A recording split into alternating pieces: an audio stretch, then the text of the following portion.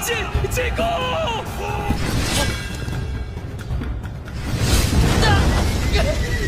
妖术，大哥他一直鲜血苍生。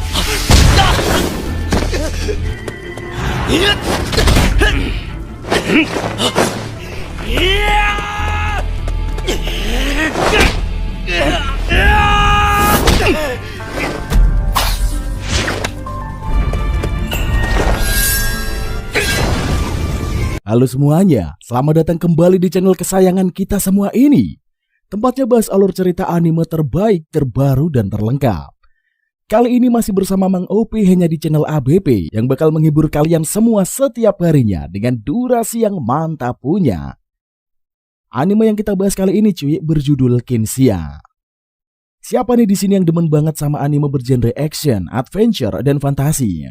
Mimin yakin lah, pasti jumlahnya banyak banget. Oke lah, tanpa berbasa-basi lagi cuy, langsung kita spillin sedikit ke sinopsisnya nih.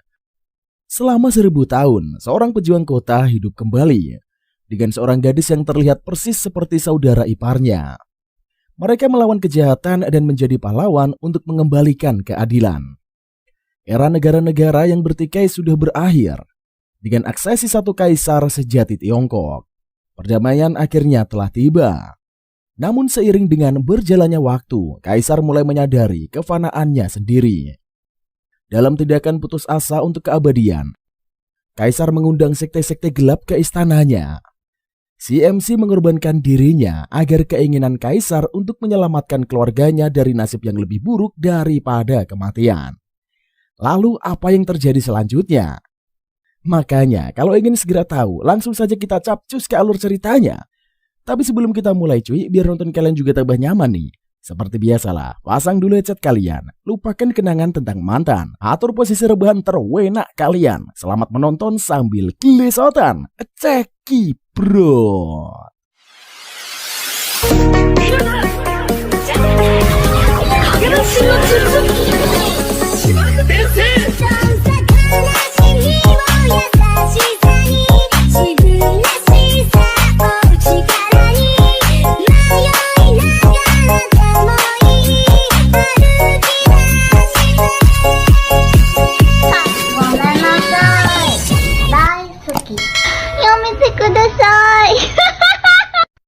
Shin diperlihatkan MC kita di anime ini bernama Mo Xiaoyu.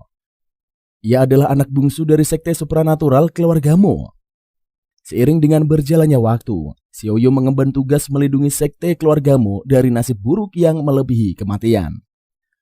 Di halaman rumah Xiaoyu terdapat beberapa orang yang telah berdemo.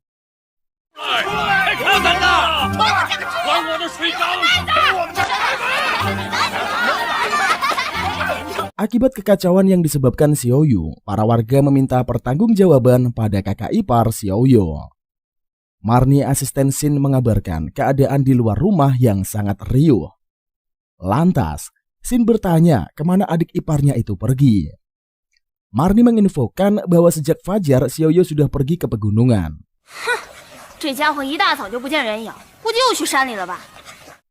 Marnie mengomel setiap hari Xiaoyu menghilang dari kekacauan yang dibuatnya. Alhasil Shin meminta Marnie membukakan pintu dan ia akan menyelesaikan masalah Xiaoyu. Di sisi lain, Xiaoyu sedang berburu binatang buas kun. Dengan penuh pertimbangan, Xiaoyu membidik sasaran menggunakan panahnya. Akan tetapi, binatang kun itu sangat sulit untuk ditangkap.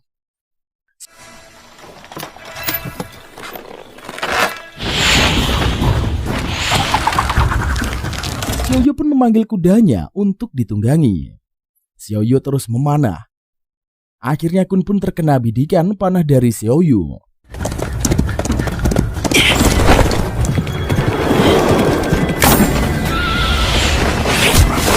Si MC sangat bersemangat karena berhasil menangkap kun. Sewaktu akan membawa kun pulang, ia pun malah hidup kembali. Kun pun menyerang Xiaoyu.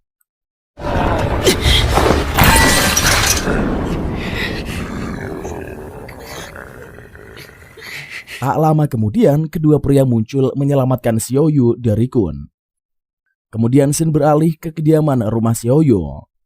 Shin membereskan satu persatu masalah yang diciptakan oleh Xiaoyu. Lantas Marni mengomel Sin ini terlalu murah hati membayar banyak uang sebagai kompensasi. Karena jengkel, Marni membual.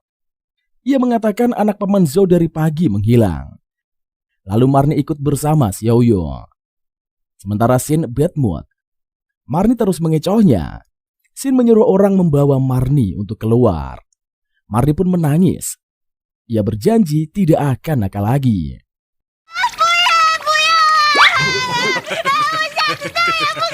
Di sisi lain, Xiaoyu menangis. Binatang buasnya itu dibunuh oleh pria asing yang menolongnya. Di kesempatan itulah, Xiaoyu meminta ganti rugi atas kematian binatang buas incarannya. Sontak saja, Xiang Ji kaget, lalu memarahi Xiaoyu. Padahal ia bermaksud untuk menolong Xiaoyu. Namun ternyata Xiaoyu menjebaknya. Kemudian kakek ini memberikan sejumlah uang ganti rugi. Ia bertanya di mana kediaman rumah keluargamu. Langsung saja Xiaoyu pun menerima uangnya. Ia mengatakan tidak tahu soal keluargamu. Lalu Xiaoyu pergi meninggalkan Xiang Ji dan kakek tua. Sepeninggalan Xiaoyu, si kakek mengatakan ia tahu kalau Xiaoyu dari keluargamu. 他80%就是墨门的子弟。 Namun Xiaoyu merahasiakannya. Kedua pria itu menyadari Xiaoyu memiliki kekuatan yang supranatural. Lantas mereka pun bersiap mengunjungi rumah Motiai. Tak lama kemudian, Xiaoyu pun sampai di rumah Marni dan berteriak. Ia melihat Xiaoyu yang membawa mayat Kun. 我回来啦！ 你还知道我回来？又去哪儿野了？ Setelahnya Xiaoyu meminta kakak iparnya mengobati tubuhnya. Sebab hal itu terjadi saat menangkap Kun. Sin mengatakan harusnya Xiaoyu berhenti melakukan hal konyol. Kun merupakan binatang buas pemakan manusia. Namun Xiaoyu malah mencoba untuk menangkapnya. Kemudian Xiaoyu menceritakan tentang kedua pria yang menyelamatkannya. Xiaoyu mengatakan mereka mencari kakaknya. Lantas Sin memberikan surat kiriman dari kakak Xiaoyu. Mendapatkan surat dari kakak tercintanya, Xiaoyu pun langsung lari ke kamarnya.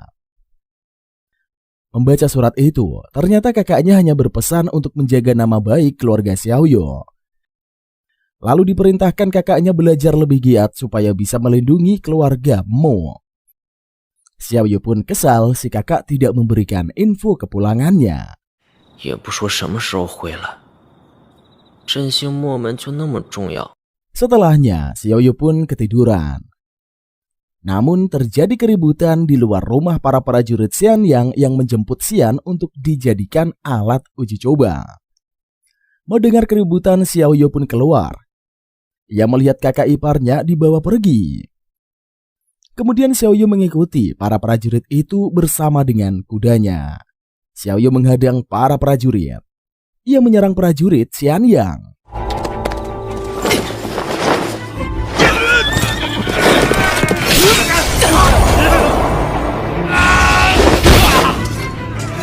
Xiaoyu pun bermaksud ingin ikut dengan Sin. Para prajurit itu menangkap Xiaoyu. Di kesempatan itulah, Xiaoyu meminta ikut serta bersama kakak iparnya. Alhasil, prajurit pun membawanya ikut. Setelah sampai di Xianyang, CMC mengamati kengerian di sana.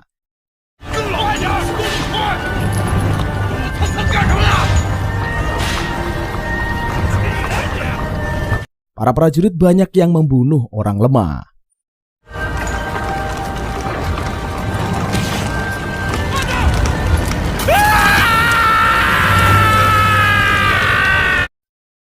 Tidak lama kemudian, mereka masuk ke istana.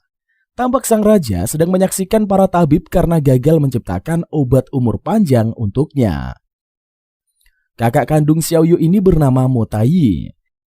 Selaku anak pertama dari sekte supranatural keluarga Mo, Tai menciptakan obat umur panjang untuk kaisar. Namun kaisar ingin uji coba dilakukan oleh istri Motai. Kaisar memerintahkan Sin meminum obat. Lalu masuklah ke peti dikubur selama bertahun-tahun. Jika Sin masih hidup, kaisar baru mengakui obat buatan Motai. Melihat ketidakadilan itu, Xiaoyu pun meminta agar dirinya menggantikan Sin. Kemudian Xin beralih ke ribuan tahun setelahnya. Tampak seseorang wanita bernama Xin yang diyakini ini adalah merupakan reinkarnasi dari kakak ipar Xiaoyu. Sontak saja Xin kaget menyadari keterlambatannya. Xin pun bersiap pergi menemui seniornya. Selesai bersiap, Xin bergegas pergi. Tidak lama kemudian, Xin tiba di reruntuhan Gunung Mang. Xin beserta senior melihat patung prasejarah. Sekarang Xin mengamati patung Xiao Feng, salah satu 12 prajurit emas. Mendadak keadaan menjadi gelap. Senior telah hilang. Xin yang ketakutan, tiba-tiba muncul Miao Bollieren, si pemburu harta karun yang memiliki kekuatan supranatural. Mi Bollieren ini sangat senang, ia ingin mencuri seluruh patung peninggalan prasejarah. Lantas, Xin menanyakan identitas Mi Bao, lalu ia memperkenalkan dirinya. Xin ini curiga dengan Mi Bao. Ia pun memukul Mi Bao dengan tinjunya. Di kesempatan itulah, Xin kabur sambil membawa helm prajurit dari Xiao Feng. Kemudian Mi Bao mengejar Xin dan menyerang Xin.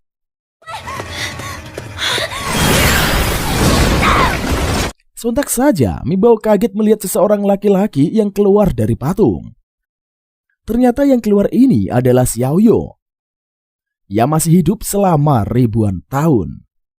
Xiaoyu melindungi Xin yang menyerang Mi Bao hingga pingsan.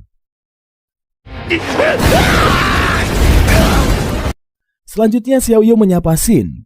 Ia sangat senang bertemu dengan kakak iparnya. Mendadak kepala Xiaoyu kesakitan. Ia mengingat momen ribuan tahun yang lalu.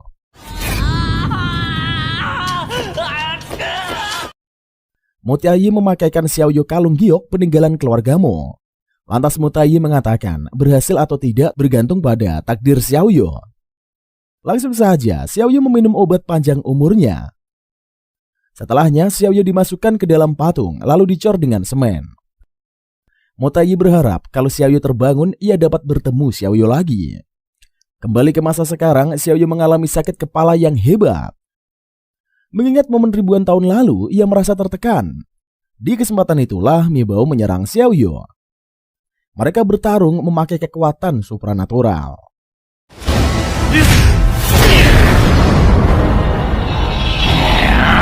Tak lama kemudian, para polisi datang menangkap Xiaoyu dan Xin. Sementara Mi Bao berhasil lari bersama monyet peliharaannya. Alhasil, mereka diringkus ke kantor polisi. Di sana polisi menginterogasi Xin. Lantas Xin pun mengatakan tidak akan mengenal Xiaoyu. Xin berada di reruntuhan Gunung Mang. Namun saat melakukan penelitian, tiba-tiba Xiaoyu keluar dari patung. Namun polisi pun mengira Xiaoyu ini adalah adik ipar Xin. Sebab sedari tadi Xiaoyu mengaku Xin ini adalah kakak iparnya. Mustahil orang-orang akan percaya Xiaoyu muncul dari patung. Di ruangan lain, Xiaoyu sangat lahap menyantap makanan siang yang diberikan polisi. Semua kagum melihat Xiaoyu yang mampu melahap banyak makanan dengan cepat. Setelah laporan terproses, Xiaoyu dan Xin pun diizinkan pulang. Xin meninggalkan Xiaoyu dan ia bergegas mencari taksi. Lantas Xiaoyu kebingungan melihat keadaan sekitar.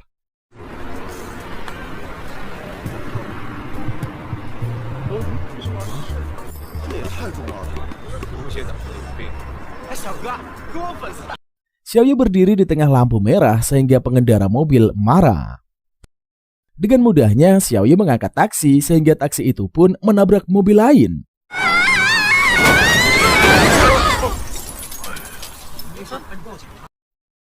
Si MC bermaksud untuk ikut pulang bersama kakaknya. Xiaoyu telah menyebabkan kecelakaan beruntun lalu lintas. Kemudian mereka berdua pun kembali ke kantor polisi untuk bertanggung jawab atas kekacauan yang terjadi.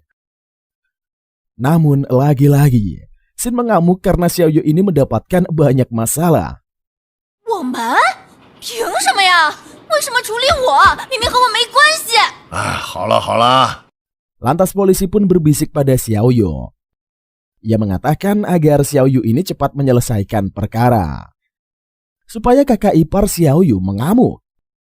Tidak lama kemudian muncullah orang suruhan keluarga Hong Xin. Pria itu mengatakan Tuang Hong Xin mempercayainya mengenai kasus Nona Hong Xin. Setelah masalah terselesaikan, Hong Xin keluar dari kantor polisi. Orang suruhan Hong Zheng meminta untuk Xin ikut bersama, namun Xin pergi meninggalkannya. Berbeda dengan Xiao Yu, karena tidak memiliki penjamin, Xiao Yu pun ditahan polisi. Di sisi lain, Xin sudah sampai di apartemennya. Xin membersihkan dirinya dan bersiap untuk tidur. Akan tetapi, ia tidak bisa tidur karena memikirkan Xiao Yu. Meskipun tidak mengenal Xiao Yu, Xin tetap khawatir terhadapnya. Dengan berat hati, terpaksa Xin menghubungi kantor polisi dan menanyakan keadaan Xiao Yu. Akan tetapi, kantor polisi tidak menjawab telepon Xin. Alhasilnya, ia memutuskan untuk mengunjungi kantor polisi. Di sisi lain, Xiao Yu diganggu oleh teman satu selnya. Mereka ingin mengambil kalung giok milik Xiao Yu. Dengan percaya diri, salah seseorang pria hampir menarik kalung giok itu. Namun Xiao Yu menahannya. Ia menghajar para pria yang mengganggunya.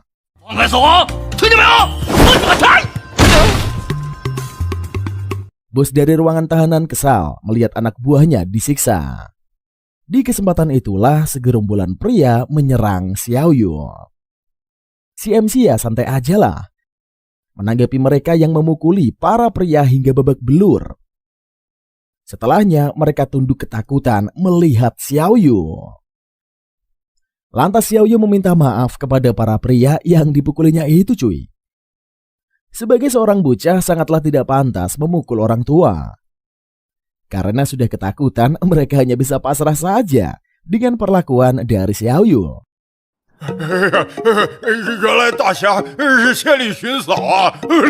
Lalu Xiao Yu bertanya bagaimana caranya bertemu dengan kakak iparnya. Lalu para pria itu menjawab, Xiao Yu harus melarikan diri dari penjara. Di kesempatan itulah Xiao Yu menggunakan sihir apinya membobol dinding tahanan.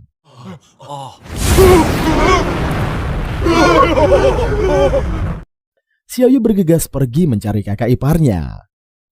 Namun tidak lama, Xiao Yu dan Xin berdiri di depan pintu keluar apartemen. Langsung saja Xiao Yu memeluk kakaknya. Xiao Yu pun pingsan karena kena hujan. Di sisi lain, para polisi menginterogasi teman tahanan Xiao Yu. Polisi ini mengira mereka berusaha kabur dari tahanan. Padahal faktanya Xiao Yu yang membobol paksa dinding tahanan. Kemudian Xin beralih pada Xiao Yu. Ia bermimpi berada di samping kakak iparnya. Mereka mengobrol bersama. Tidak lama kemudian Xiao Yu tersadar. Ia mencari keberadaan Xin. Si MC pun mencari ke seluruh sisi apartemen Xin. Pada ruangan terakhir, Xiao Yu gak sadar ia membuka kamar mandi. Sontak saja, Xin pun kaget melihat Xiao Yu yang mengintipnya mandi. Sungguh membagongkan. Oke lah, kita lanjut.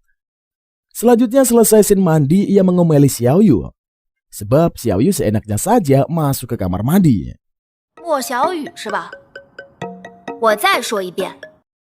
Xiao Yu pun hanya bisa pasrah mendengar omelan dari Xin itu. Lantas Xin bertanya asal-usul Xiao Yu, mengapa ia terus memanggil Xin kakak ipar. Xiao Yu pun menceritakan, Xin ini adalah istri kakaknya. Namun Xin tidak percaya dengan omong kosong dari Xiao Yu. Lalu Xin berpesan ketika ia pergi bekerja, Xiao Yu harus sudah angkat kaki dari rumah Xin. Kemudian Xin pergi bekerja, sebelumnya ia membelikan Xiao Yu baju ganti. Soalnya sebelumnya Xiao Yu menggunakan baju zaman kuno. Makanya seluruh mata memandangnya dengan aneh. Xin pamitan karena terlambat bekerja. Tidak lama kemudian, Xin tiba di tempat syuting. Xin ini adalah seorang aktris bintang film. Lantas Xin pun kesal, sutradara memberikannya peran action yang berbahaya.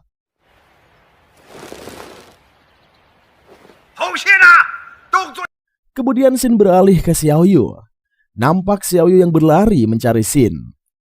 Ia merasa sekarang Xin dalam bahaya. Xiao Yu mengendus-endus aroma keberadaan dari Xin. Aroma badan Xin ini semakin terasa. Xiaoyu pun melihat ke arah Xin. Sontak saja Xiaoyu kaget menyaksikan Xin diserang oleh beberapa pria.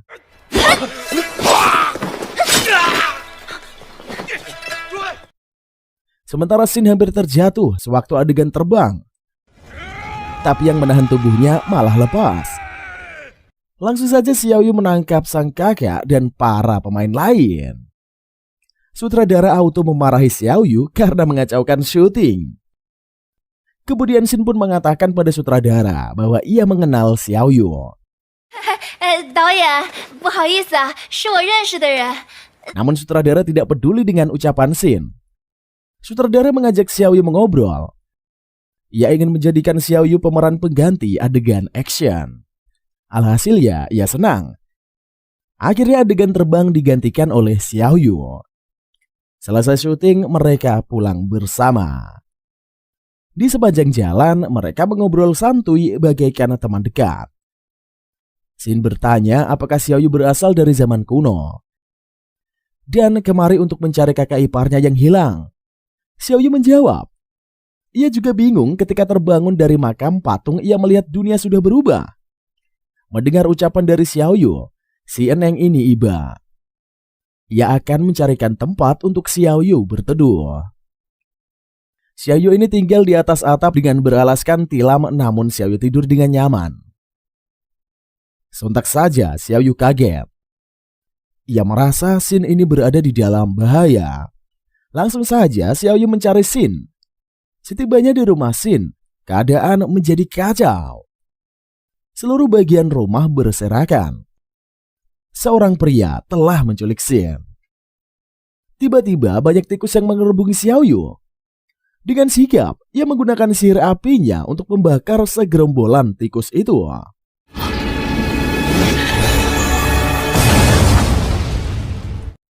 Lalu Xiaoyu melihat kertas bertuliskan alamat tempat penculik membawa Xin. Mencium aroma kertas, Xiaoyu pun yakin yang menculik Xin ini adalah Mi Bao. Di sisi lain, Xin berteriak memanggil pertolongan. Mi Bao muncul, ia mengatakan sia-sia saja Xin berteriak dan tidak satupun orang yang mendengarkannya. Alasan Mi Bao menculik Xin supaya Xiaoyu terpancing. Lalu Mi Bao pun bisa menangkap Xiaoyu. Lantas, Xin mengatakan ia tidak akan sedekat itu dengan Xiaoyu. Mustahil Xiaoyu menolongnya lagi. Mi Bao tertawa. Ia mengatakan kalau belum dicoba, mana tahu hasilnya. Mi Bao pun memperkenalkan dirinya si pemburu harta karun yang memiliki kekuatan supranatural. Harta karun legendaris tertulis dalam sejarah terikat pada obsesi, sehingga mempunyai kekuatan yang luar biasa. Mi Bao bukanlah orang biasa. Serta Mi Bao ini juga mengucapkan terima kasihnya kepada Xin. Jikalau si eneng tidak berlarian di reruntuhan Gunung Mang, mustahil Mi Bao bisa menemukan patung hidup dari zaman prasejarah. Di sisi lain, polisi mendapatkan kabar ada yang meminta pertolongan dari arah pabrik kosong Tongqiu. 我已经到这铜雀街了。 Langsung saja polisi bergegas menuju pabrik. Xin pun beralih ke Xiaoyu yang nampak dirinya telah tiba di pabrik kosong. Melihat kehadiran dari Xiaoyu, si Mi Bao ini sumringah. Akhirnya Xiaoyu datang juga. Sewaktu Xiaoyu ingin menyelamatkan Xin, Mi Bao menyerangnya.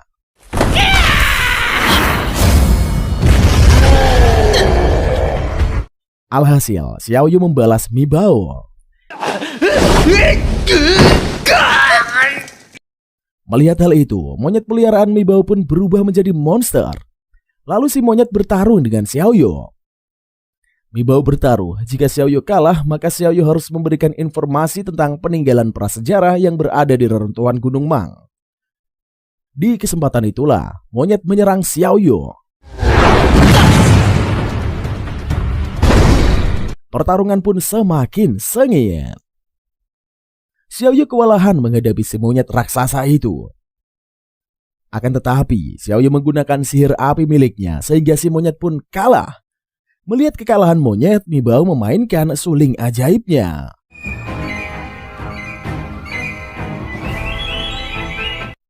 Ketika suling itu berbunyi, beribu-ribu tikus pun muncul menyerang Xiaoyu. Dengan percaya diri, Mi Bao memainkan sulingnya. Sementara itu, Xiao Yu sudah dikerubungi tikus.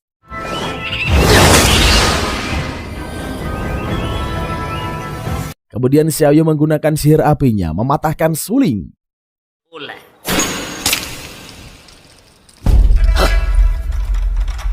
Xiao Yu menyerang Mi Bao hingga Mi Bao terpental ke dinding lalu KO.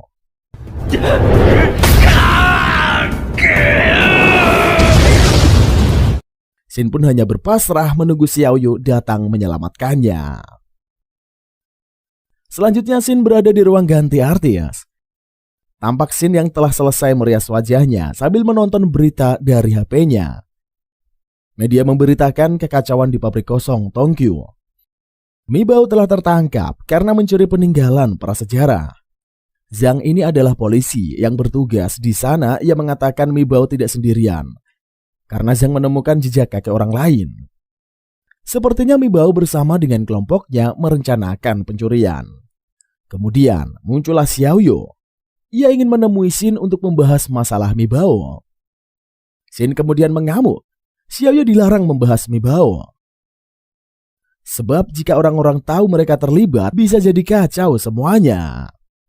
Dari luar, salah satu kru mengatakan Sin ini dipanggil oleh Pak Sutradara. Langsung saja Sin keluar menemui sutradara. Di perjalanan, ia bertemu dengan Tang Li, salah satu artis populer seperti Sin. Nampaknya Tang sedang kesal, sutradara mengganti perannya. Setelah Tang Li pergi, Sin bersama sutradara bertemu dengan Profesor Liu. Di sisi lain, Xiao Yu bingung pintu keluar ada di mana. Xiao Yu asal masuk ruangan. Xiao Yu masuk ke kamar ganti seorang wanita yang bernama Tang Zhao yang lagi ganti pakaian.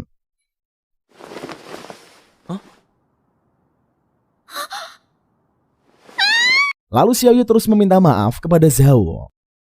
Namun Zhao malah menamparnya hingga para kru memanggil Xiao Yu untuk membantu mengangkat barang.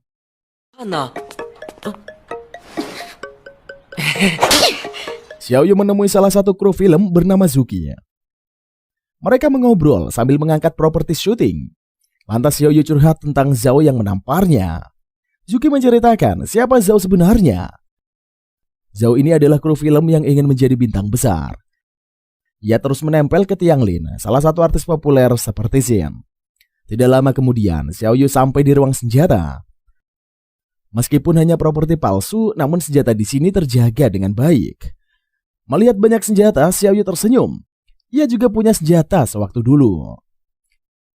Kemudian Sin beralih pada ruangan pertemuan Sin dan produser.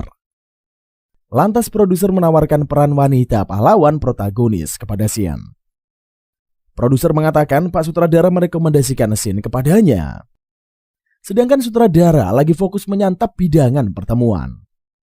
Alhasil Sin menyetujui kontrak dan Pak Produser pun sangat senang.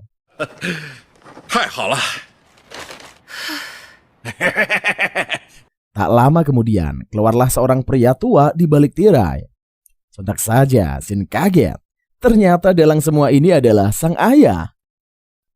Lalu ayahnya mengatakan jika tidak seperti ini belum tentu Sin mau menerima tawarannya. Tuan Hong sangat ingin membantu anaknya menjadi bintang yang lebih besar. Namun Sin ingin berusaha sendiri tanpa bantuan dari sang ayah. Sin mengamuk. Ia ingin merobek kontrak namun Pak Hong menahannya.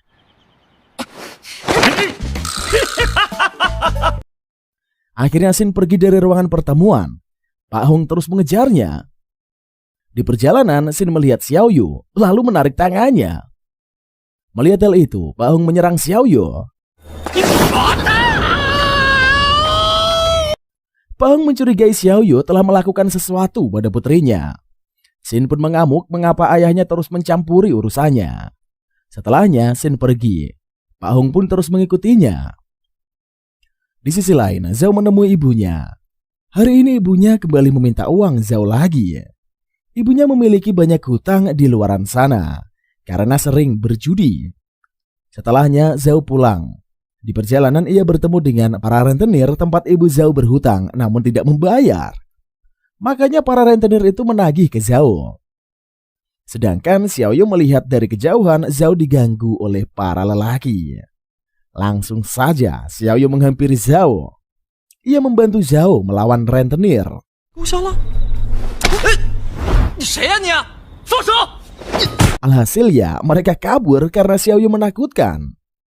Karena malu, Zhao berlari meninggalkan Xiaoyu. Ia pun menangis di jalanan meratapi nasib sialnya. Zhao bertemu dengan seseorang produser.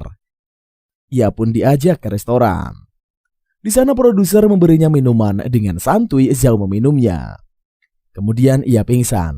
Ketika tersadar, Zhao terkejut dirinya berada di kamar hotel. Sutradara keluar dari kamar mandi mengajak Zhao bersenang-senang. Akan tetapi, Zhao ketakutan dan berlari ke arah pintu. Namun sutradara sudah menguncinya. Tanpa pikir panjang, Zhao menyerang produser menggunakan laptop sampai produser itu meninggoy.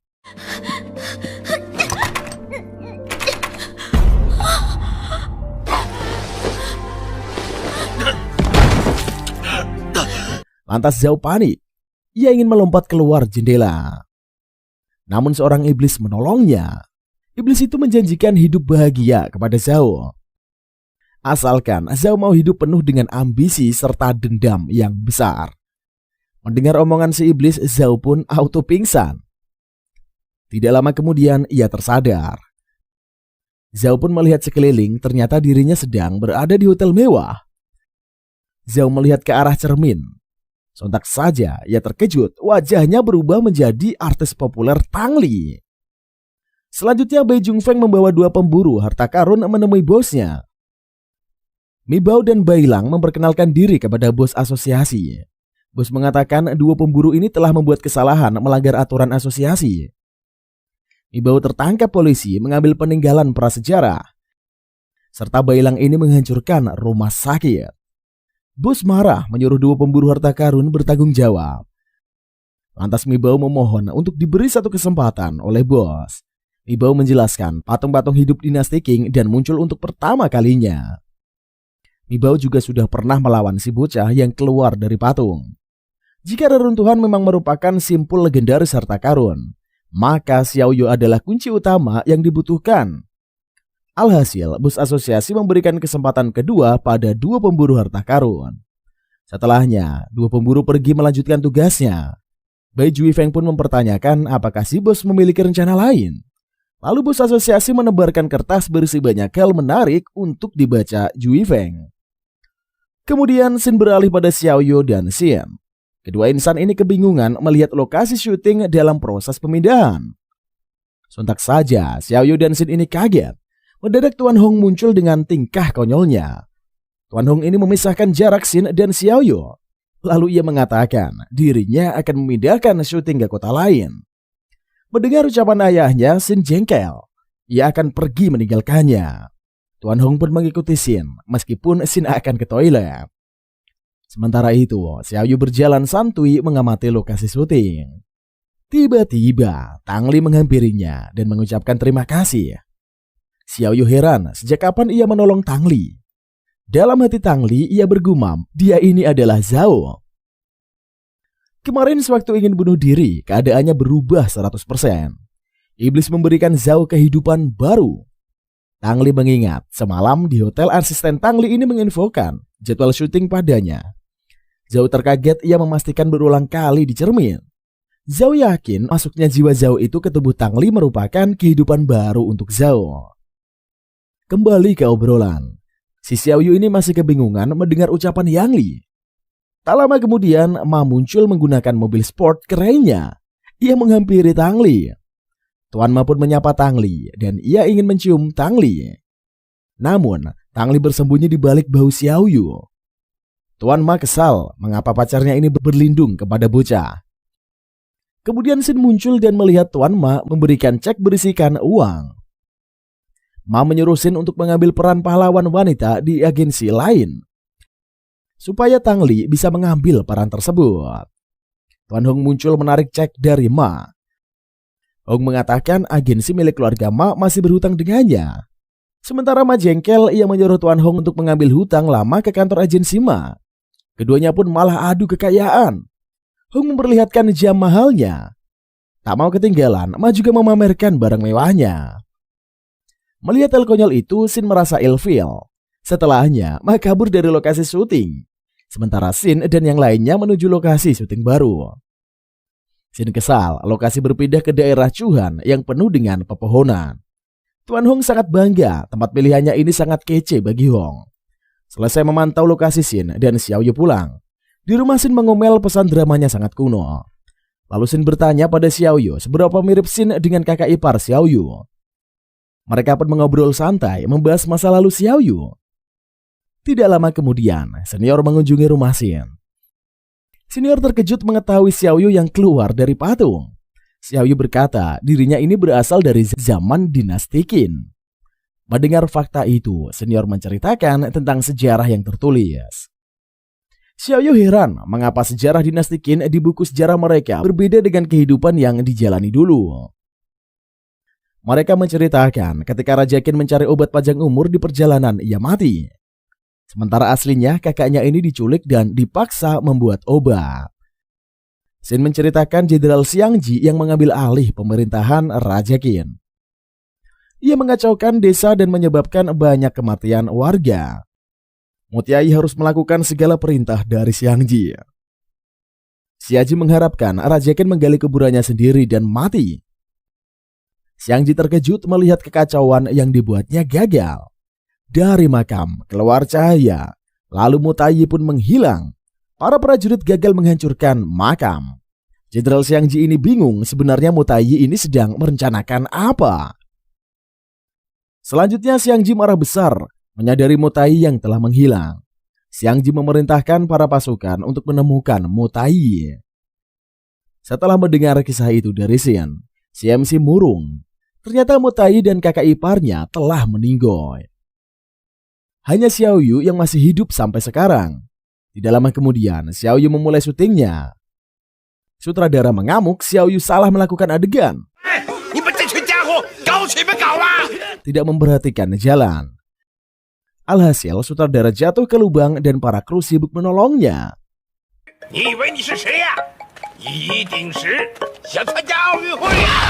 Setelahnya Xiaoyu duduk termenung, kemudian muncullah Tang Li. Si Eneng pun memberikan air minum kepada Xiaoyu. Lantas, Tang mengatakan kesalahan adegan adalah hal yang wajar bagi setiap pemula. Tang Li juga sering melakukan kesalahan-kesalahan. Xiaoyu bertanya apakah bintang besar seperti Tang Li pernah salah adegan. Mereka mengobrol sambil tertawa-tawa. Tuan Ma mengintip keakraban kedua insan ini dan berjanji akan menyingkirkan Xiaoyu. Tuan Hongzhen pun menghampiri Ma yang mencurigai Ma. Mengapa mengintip dari balik ruang ganti Hongxin? Karena malu, Ma melarikan diri dari lokasi syuting. Telepon berdering. Asisten Hongzhen mengabarkan orang yang ingin ditemui Hongzhen sudah bersiap. Alhasil Hongzhen pun bergegas mengunjunginya. Tidak lama ia pun sampai. Xiezong menyambut Tuan Hongzhen. Lantas Xiezong memberikan informasi yang diminta oleh Zhen. Xiezong ini menunjukkan gambar kedua pemburu harta karun. Salah satunya pemburu pernah menculik Xian. Xiezong mengatakan masalahnya yang sudah diselesaikan oleh perusahaan. Zhen pun mengatakan ia telah lama meninggalkan perusahaan. Maka Zhen tidak akan ikut campur soal perusahaan lagi. Zhen mengomel kalau perusahaan menunggu putrinya lagi, ia akan sangat murka. Lie Xizong mengatakan sepertinya bukan hanya karena Xin Tuan Hong menyelidiki kasus ini. Akan tetapi sebab lainnya 7 tahun lalu, Hong Feng putra dari Zhen menghilang saat mencari harta karun di reruntuhan. Xizong pun meyakini Hong Zhen mempunyai rencana lain. Makanya sibuk mencari banyak informasi. Mendengar ucapan Xienzong, Tuan Hong mengatakan Xiezong ini tidak perlu ikut campur. Lalu Xin beralih pada ruangan Tuan Ma. Tampak dirinya sangat kesal. Ia melempar panah mainan ke arah foto Tuan Hong. Ma jengkel, Hong selalu mempermalukannya. Ma pun berambisi membalas perlakuan Hong kepadanya.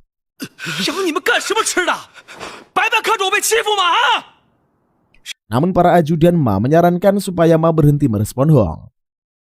Sebab Tuan Hongzhen sangat berbahaya. Dahulu Hongzhen ini adalah seorang petinju berbahaya. Bahkan ia disebut sebagai monster terkuat. Makanya Tuan Ma harus berhati-hati. Lalu Ma memutuskan untuk menyalurkan amarahnya kepada Xiaoyu. Sebab selain kesal pada Zhen, ia juga merasa terganggu. Xiaoyu mendekati Tang Li. Setelahnya, Ma pun menyusun rencana menyerang Xiaoyu. Di sisi lain, Xin mencari Xiaoyu di atap rumah. Xin heran atap berubah seperti kandang hewan. Ada ayam, ada burung, bahkan seekor babi besar yang berada di atap. Sungguh membagongkan. Oke lah, kita lanjut. Xin pun membuka tenda tempat Xiaoyu tertidur. Di sana Xin menemukan buku diary dari Xiaoyu. Lantas Xin membacanya. Ia melihat Xiaoyu yang menulis banyak hal tentang reruntuhan. Di kesempatan itulah Xin pergi mencari Xiaoyu. Xin takut Xiaoyu tertangkap aparat karena masuk ke reruntuhan Gunung Mang. Tidak lama kemudian Xin tiba di reruntuhan. Ia mencari keberadaan dari Xiaoyu. Sontak saja Xin kaget ada yang menariknya. Ternyata itu adalah Tuan Hongzhen. Ayahnya menyuruh Xin pergi dari reruntuhan. Setelahnya muncul senior Xin yang terkaget melihat ayahnya bekerja dengan sang senior. Lantas Hongzhen pun menceritakan alasannya karena berada di reruntuhan untuk mencari info tentang Hongfeng. Beberapa tahun lalu, Hongfeng mencari informasi harta karun bersama para arkeologi lainnya. Mereka meneliti peninggalan prasejarah. Namun mendadak muncullah cahaya di balik dinding batu. Cahaya itu menarik Hongfeng untuk masuk ke bebatuan. Senior menyaksikan seluruh kejadian. Alhasil dirinya pun dan Pak Hong menyelidiki reruntuhan. Sampai sekarang Hongfeng kakaknya Hongxin ini belum ditemukan. Senior masih ingat lambang yang berada di bebatuan. Sementara Xiaoyu berhasil menemukan lambang pada dinding bebatuan. Xiaoyu mengingat momen dirinya mencari tulisan Mo Tiai. Xiaoyu kebingungan mencari salah satu tulisan kakaknya.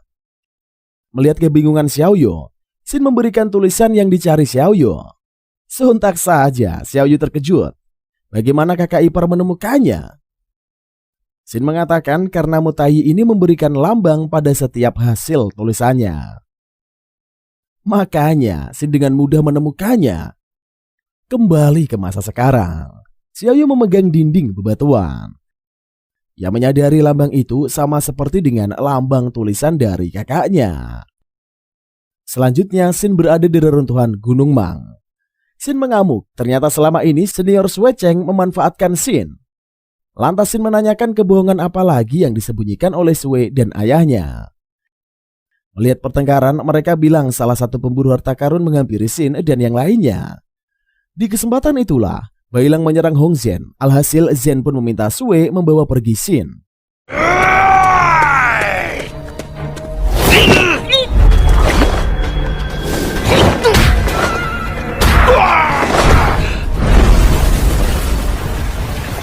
Lalu Xin mengambil tablet dari tangan Sui. Tablet itu tersambung dengan CCTV reruntuhan. Sehingga Xin pun dapat melihat kebenaran Xiaoyu sekarang. Xin berlari mencari Xiaoyu.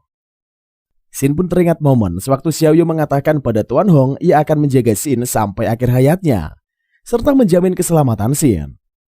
Kembali ke masa sekarang, Xin berlari mencari Xiaoyu, namun ia ditahan oleh senior Sui. Di sisi lain, Tuan Ma mengacak-acak lokasi syuting untuk mencari Xiaoyu. Sebelumnya Ma sudah menghubungi Tang Li. Ma mengancam melenyapkan Xiaoyu jika Tang Li menolak hidup bersamanya. Kemudian Ma menghancurkan lokasi syuting.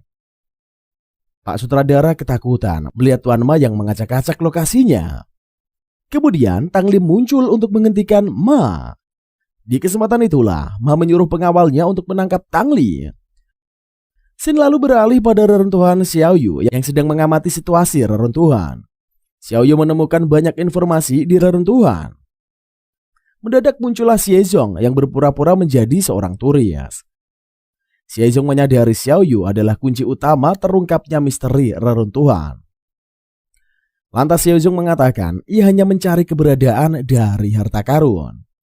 Lalu Xiaoyu mengajak Xiezong mencari bersamanya. Namun Xiezong menolaknya.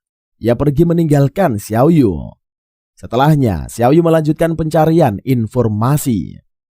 Di sisi lain senior Sui menghentikan Xin. Ia mengatakan reruntuhan tempat berbahaya untuk Xin. Sontak saja Xin kaget senior diserang oleh Mi Bao.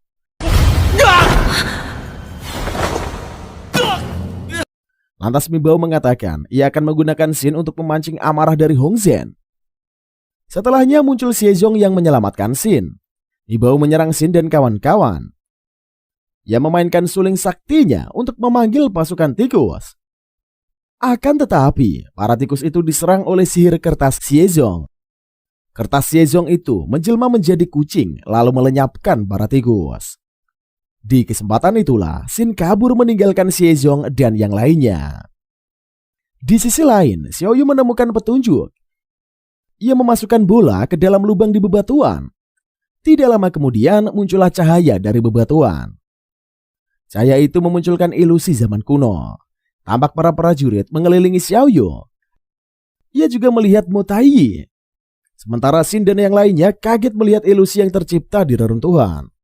Xin melihat Xiaoyu dari kejauhan. Ia memanggil CMC. Namun Xiaoyu sama sekali tidak menggubris. Xin sangat fokus memperhatikan dinding bebatuan. Kemudian cahaya dari bebatuan membawa Xin dan yang lainnya ke zaman kuno. Hanya senior Sui lah yang tertinggal di reruntuhan Gunung Mang. Selanjutnya, Liu Ji menyambut kedatangan tetua. Liu Ji mengatakan ia menyiapkan beberapa prajurit untuk menyambut kedatangan Xiang Ji. Tidak lama kemudian, muncullah Xiaoyu yang terkaget masuk ke zaman kuno. Ling menyambut Xiaoyu. Ia mengatakan Liu Ji ini sudah lama menunggu Xiaoyu. Di sisi lain, Xin kebingungan melihat sekitar. Xin juga berada di zaman kuno. Xin kaget semua prajurit memanggilnya Jenderal Fang. Xin lalu beralih pada Xiaoyu. Liu Ji mengatakan pada tetua penasehat kerajaan, Liu Ji dan Xiang Ji sedang mempererat tali persaudaraan. Xin berpindah pada Xiang Ji. Penasehatnya mengatakan Raja Wang Huai dahulu membuat janji pada para jenderal. Siapapun yang lolos akan menjadi raja. Sebelumnya Xiang dan Liu Ji masih menjadi jenderal. Setelah lolos, mereka menjadi calon raja. Selesai melakukan misi, siapa yang menang akan dinobatkan sebagai raja.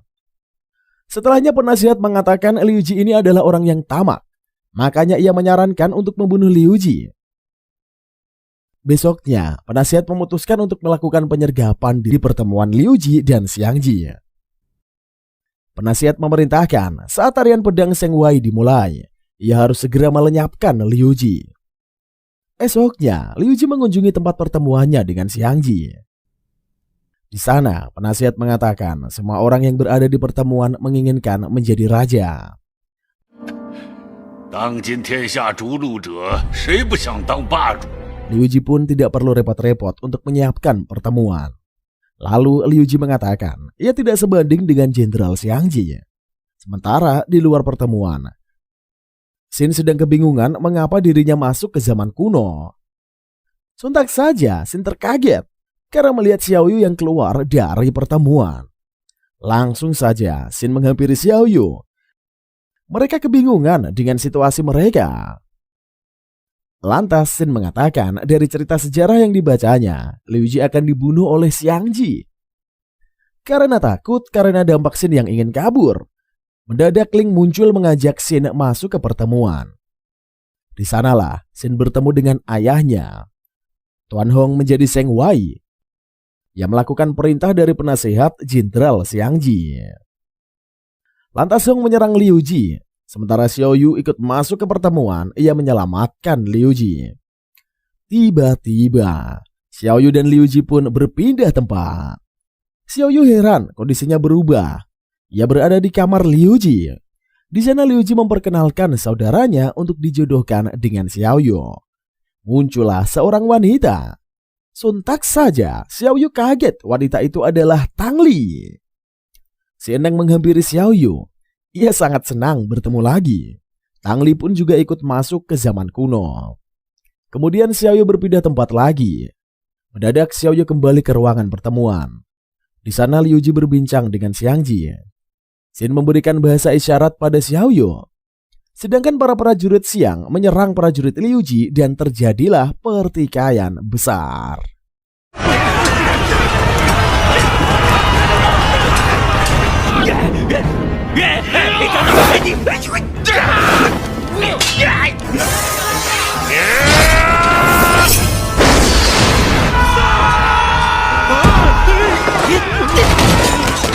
Xin lalu beralih pada zaman modern. Tampak senior Sue mengamati CCTV. Ia bingung kemana perginya Shin dan lainnya. Tidak lama kemudian, bos asosiasi menghampiri Sue. Bos mengatakan Shin dan kawan-kawan bereinkarnasi massal mereka pergi ke zaman kuno karena sebuah ambisi yang hidup kembali. Lalu Shin beralih ke zaman kuno. Shin dan Xiaoyu mengunjungi seseorang. Mereka yang telah tiba langsung saja membuka tirai. Di sana seorang laki-laki yang mengaku dirinya Liu Ji memperkenalkan dirinya. Shin dan Xiaoyu auto kebingungan menghadapi situasi mereka saat ini. Selanjutnya Shin dan Xiaoyu terkaget karena orang-orang mengaku sebagai Liu Ji yang adalah Tuan Hong. Shin menjelaskan peran Hong yang berubah menjadi Liu Ji. Mereka semua berganti peran, namun tidak satupun orang berperan sebagai Liu Ji dan Xiang Ji. Faktanya, sekarang Hong Zhen mendapatkan peran Liu Ji yang berarti akan berbahaya. Shin berkata Xiaoyu dan yang lainnya belum pernah diserang secara langsung. Namun, jika salah satu dari mereka berperan menjadi Liu Ji, Shin takut masalah akan datang. Lantas Xiaoyu menyarankan untuk menggabungkan pasukan babak militer bersama Liu Ji. Esoknya Shin dan kawan-kawan menuju ruang pertemuan. Tidak lama mereka sampai di sana. Sementara di luar ruangan, prajurit memanggil Jenderal Fan. Sekarang yang berperan sebagai Jenderal Fan adalah Tang Li. Menerima peran aneh ini, ia hanya bisa berpasrah. Sementara Shin dari kejauhan memanggil Tang.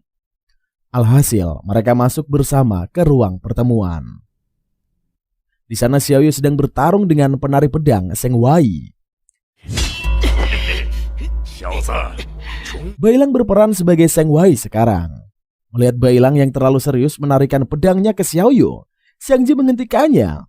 Alhasil Xiaoyu ini malah bertarung melawan Xiang Ji. Penasihat Xiang Ji pun memerintahkan para prajurit segera membunuh Liu Ji. Kemudian keadaan semakin kacau. Prajurit Liu juga bertempur melawan prajurit Xiang Ji.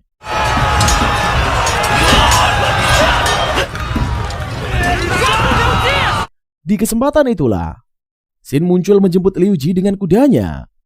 Setelahnya mereka melarikan diri. Para prajurit terus menyerang mereka.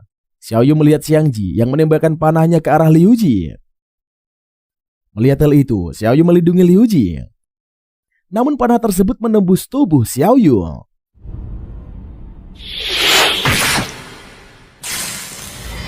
Sehingga panahnya hampir menancap ke Liu Ji. Ketika panah menembus tubuh Xiaoyu, kalung giok hijau miliknya pun hancur. Alhasil Xiaoyu dan lainnya menghilang. Liu Ji kembali ke wujud aslinya karena Hong Zhen sudah menghilang. Liu Ji melarikan diri meninggalkan Xiang Ji. Shin lalu beralih pada Xiaoyu. Tampaknya si MC ini terseret ke tempat lain lagi cuy. Xiaoyu melihat kakaknya yang bertemu Xiang Ji. Mo Taiyi meminta Xiang Ji untuk melenyapkan Kaisar Qin.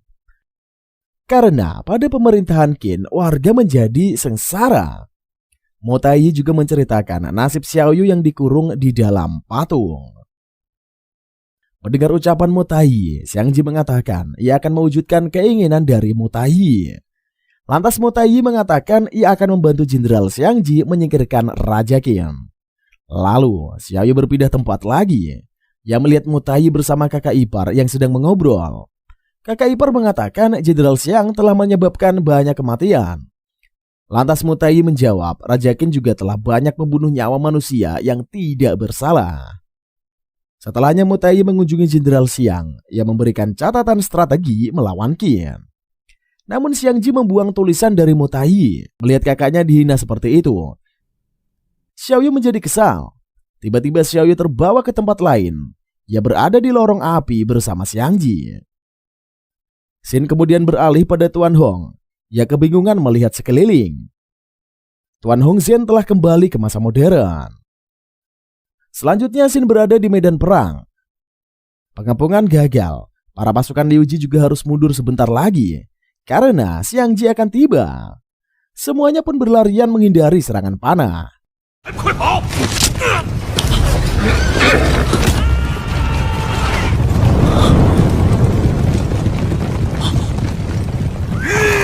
Sementara Xiao Yi kebingungan, keberadaannya terus berpindah-pindah. Langsung saja ia mengikuti para pasukan kembali ke markas. Di sisi lain, Xin berada pada kamar Liu Ji. Xin kesal, dua pemburu harta karun itu berada di sampingnya. Xin dan Mi Bao malah adu bacot. Melihatnya, Xie Zong pun menenangkan mereka. Lantas Xie Zong mengatakan ia sudah paham mengenai situasi mereka saat ini. Xie Zong menjelaskan Xin dan kawan-kawan harus masuk ke dalam kesadaran dari Xiangji. Reruntuhan palsu armor emas adalah mekanisme sektemu. Semuanya terpicu karena patungnya.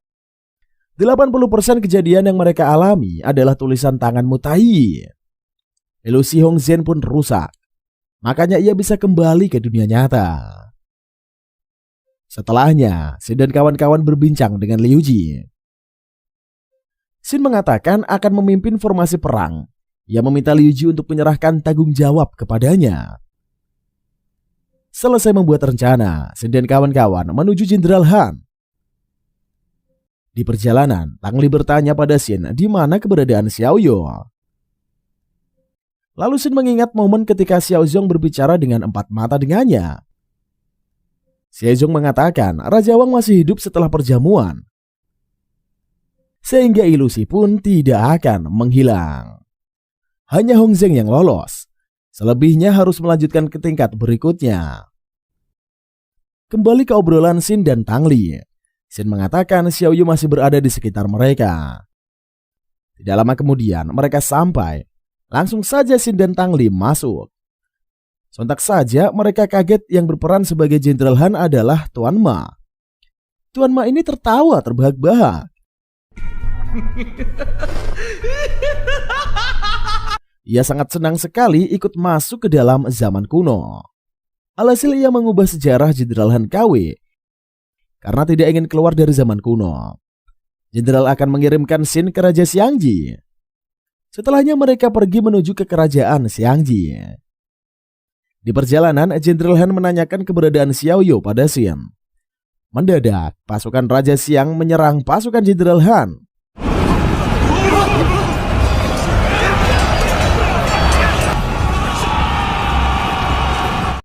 Alhasil, menara berjalan milik Han dihancurkan Xiangji. Jenderal Han sengaja menggunakan menara berjalan supaya terlindung dari serangan panah. Xiangji merobohkan menaranya. Jenderal Han terjatuh, lalu Xiangji pun menculik Xin. Kemudian Xiao Yu dan lainnya kembali pada markas jenderal. Lantas Tang Li mengomel karena kebodohan Han membuat Xin diculik oleh Xiangji.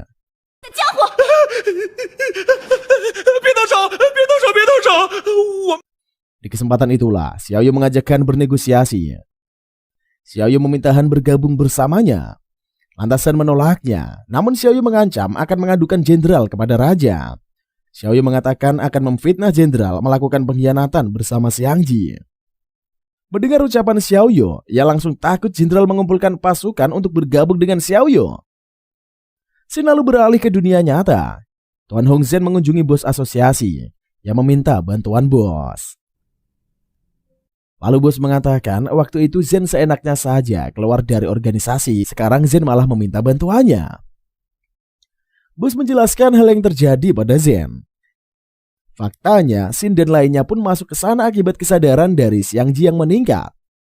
Menyebabkan mereka masuk ke dalam zaman kuno bersama Xiao Yu. Karena kesadarannya sulit untuk diusik, Xin dan kawan-kawan pun terkunci di zaman dinasti Qin. Dengan menggunakan helm peninggalan prasejarah, Bai Juifeng melihat kondisi Xin dan kawan-kawan. Zhen berharap Bai Juifeng bisa melihat kondisi anaknya di zaman kuno itu. Xin kemudian beralih pada Xiao Yu yang memimpin pasukan untuk menyerang Xiangji. Xiao Yu dan kawan-kawan hampir sampai ke tempat Xiangji, sedangkan Xiangji sedang beristirahat di markas. Kemudian ia pun mengajak Xin untuk pergi bersamanya menyelesaikan tujuan Xiangji. Selanjutnya Xin berada di medan perang. Xiao Yu dan Xie Hong bersama memimpin pasukan. Di perjalanan, Xie Zong mengatakan, meskipun akhirnya bertemu dengan Liu Ji, namun Xiao Yu dan kawan-kawan harus lanjut ke tahap berikutnya, supaya bisa keluar dari zaman kuno. Mereka sudah membuat markas untuk beristirahat. Xiao Yu dan Zhe Xiong memutuskan untuk mengisi perut lebih dulu. Sementara dua pemburu harta karun sedang mengobrol sambil makan snack. Mibao kesal mengapa harus berakhir di tempat antah berantah ini. Lantas Bailang mengatakan Zen telah kembali. Ia yakin sebentar lagi Zen dan organisasi pasti bertindak.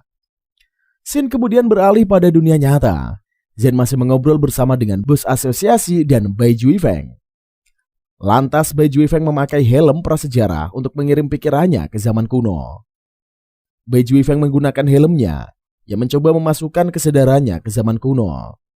Sementara bos asosiasi mengatakan jika semua kembali ke semula, ia meminta Zen untuk memberikan Xiaoyu kepadanya. Lalu Sin berganti pada zaman kuno. Xiaoyu berencana untuk menyerang pasukan Xiangji. Bersama Liu Ji dan rekan lainnya, Xiaoyu maju ke medan perang. Pasukan Xiaoyu menyanyikan himne peperangan. Tidak lama kemudian Xiangji muncul. Ia membawa Sin bersamanya. Sementara Xiaoyu dan Zhexiong telah merencanakan sesuatu. Langsung saja Xiaoyu menghampiri Xiangji. Para pasukan Xiaoyu hampir habis terbantai oleh Xiangji.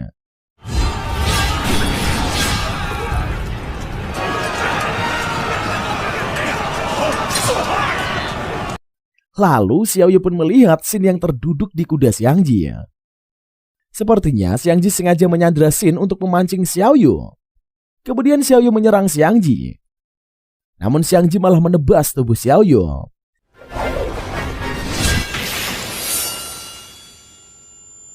Setelahnya muncullah kertas kupu-kupu dari tubuh Xiaoyu.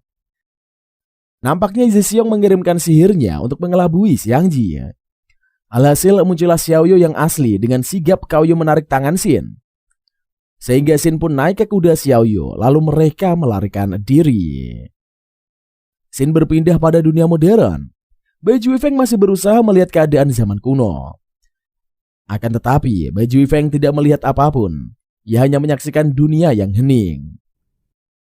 Tuan Hongzhen kesal mengapa Juifeng gagal memasuki pikirannya ke zaman kuno. 什么？到底怎么回事？为什么会这样？ Sin kemudian berpindah pada zaman kuno. Mendadak kekuatan Mibao kembali. Langsung saja ia menyerang Xiang. Namun tetap saja Xiangji mengalahkannya. 特别难听。 Melihat kondisi Mibao, Bailang menjelma menjadi monster, kemudian menyerang Xiangji.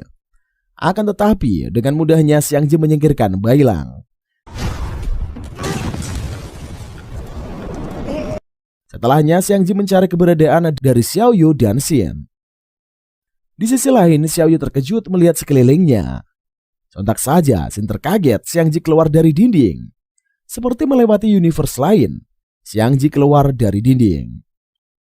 Di kesempatan itulah, Xiangji mengatakan Xiaoyu tidak akan bisa pergi dari zaman ini. Xiangji meyakini Xiaoyu mustahil kembali ke zaman modern. Sebab Xiaoyu berada dengan penyusup lain. Xiaoyu sendiri memang berasal dari zaman kuno. Awalnya Xiangji berpikiran Xiaoyu ini hanya mencari kakaknya. Namun Xiangji menyadari dalam tubuh Xiaoyu ada sebuah mutiara. Xiangji terus mengikuti Xiaoyu karena baju besi yang dibuat oleh Motai. Baju besi itu memperkuat Xiangji yang juga memenjarakan jiwa Xiangji. Serta tujuan lain Xiangji ini adalah melengkapi kekuasaannya. Tentunya untuk mewujudkan Xiangji harus mengambil mutiara dari Xiaoyu.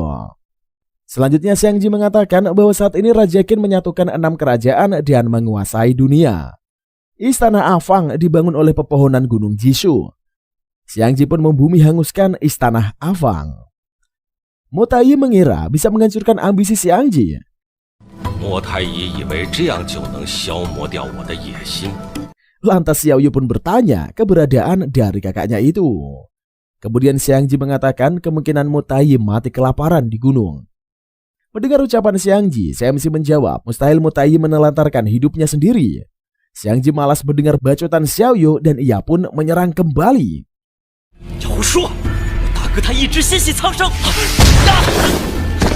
Setelahnya Xiangji berkata, ketika bertemu lagi dengan Motai, Xiangji akan meminum darah dari Motai. Kemudian Xiangji menginfokan kalau Motai ini tidak pernah muncul setelah menggali makam. Keluarga sektemu selalu bergantung pada wanita. Suatu hari Xiangji mengirimkan pasukan untuk menghabisi Motai. Namun mereka tidak menemukannya. Malahan Shin yang menyambut para pasukan. Shin bersedia dibunuh demi menggantikan suaminya. Para prajurit pun tidak menghiraukan Shin. Malahan mereka mengobrak-abrik kediaman keluarga Mo. Para pasukan terus mencari keberadaan dari Mo Tai.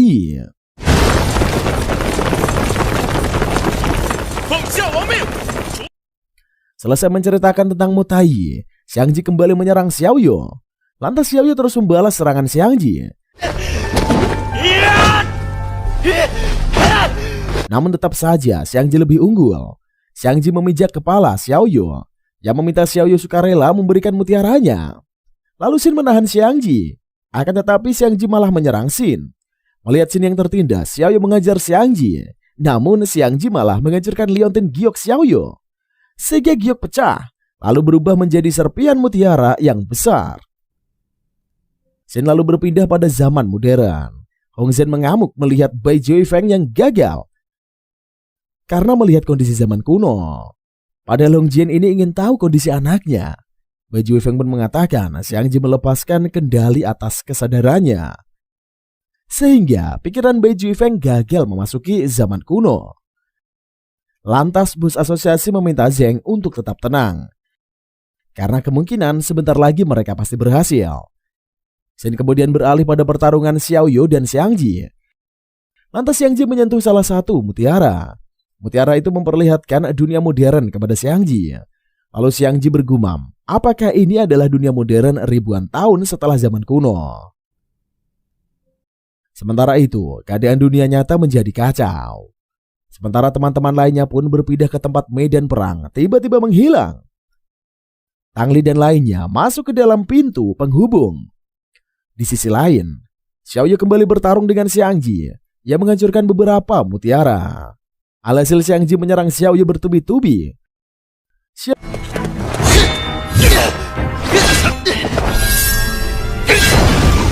mengalami luka yang cukup serius. Xiangji mengatakan peninggalan Mo Tai untuk Xiaoyu sama sekali tidak berguna, hanya sekedar delusi fana karena belum ada keajaiban yang muncul. Secara tiba-tiba, Shizong dan kawan-kawan datang. Shizong membantu Xiaoyu untuk melawan Xiangji. Sementara Tang Li dan Ma jatuh dari langit. Sedangkan Xiaoyu dan Xiangji masih terus bertarung. Mereka berpindah-pindah tempat. Di sisi lain, Tuan Hongzhen terus mendesak Bai Juifeng untuk melihat kondisi anaknya. Lantas Bai Juifeng meminta Zhen berhenti mengganggu supaya ia tetap berfokus. Hongzhen pun panik, sudah terlalu lama putrinya menghilang. Kemudian Hongzhen ingin menggantikan Bai Julieng yang ingin memakaikan helm untuk masuk ke zaman kuno. Shin lalu beralih pada Shizong yang merasa masih berusaha untuk mengumpulkan sihirnya mencari keberadaan Xiaoyu. Karena sedari tadi Xiaoyu dan Xiangji bertarung sambil berpindah-pindah tempat. Tidak lama kemudian Xiaoyu serta Xiangji kembali. Di kesempatan itulah Xiaozong menyuruh Shin dan kawan-kawan masuk ke pintu penghubung. Shin dan kawan-kawan harus masuk ke pintu penghubung agar kembali kepada zaman modern. Satu persatu mereka memasuki pintu yang hanya tersisa Shin, Xiaoyu, dan Tang Li. Lalu, Xiaoyu membawa Shin menuju pintu. Mereka ingin membawa Tang Li, namun Tang Li ini dirasuki iblis. Sehingga ia pun berubah wujud menjadi iblis lelaki. Dan ceritanya pun usai sampai di sini. Oke cuy, mari kita bahas sedikit bagian penutupnya biar lebih afdol. Cerita ini tentang seorang anak laki-laki dari dinasti Qin yang berakhir di era modern. Di sini kita memiliki protagonis yang pemberani cuy, tidak kenal takut dan simpatik. Karakter pendukung yang cantik, imut, menyenangkan, dan agak nakal ini menjadi sebuah kombinasi yang sangat hebat. Karakter hebat pada umumnya. Semua hero keren banget dan menarik pula. Plotnya sendiri bagus, membuat kita sangat penasaran dengan apa yang akan terjadi selanjutnya. Dan ketika kita berpikir bahwa ceritanya akan berjalan pada satu arah, akhirnya malah sebaliknya. Bahkan drama ini mampu menarik perhatian para penonton. Mimin juga merasakan hal yang sama cuy. Overall ending yang diberikan cukup puas lah, dengan alur cerita yang kuat serta kompatibel. By the way, terima kasih buat kalian semua yang telah menyaksikan video ini dari awal sampai akhir. Jangan lupa untuk selalu like, comment, dan subscribe, share juga ke teman-teman kalian kalau kalian suka dengan video ini. Sampai bertemu lagi di konten-konten selanjutnya, tentunya masih bersama Mang OP hanya di channel ABP yang bakal menghibur kalian semua setiap harinya. See you the next video and bye-bye.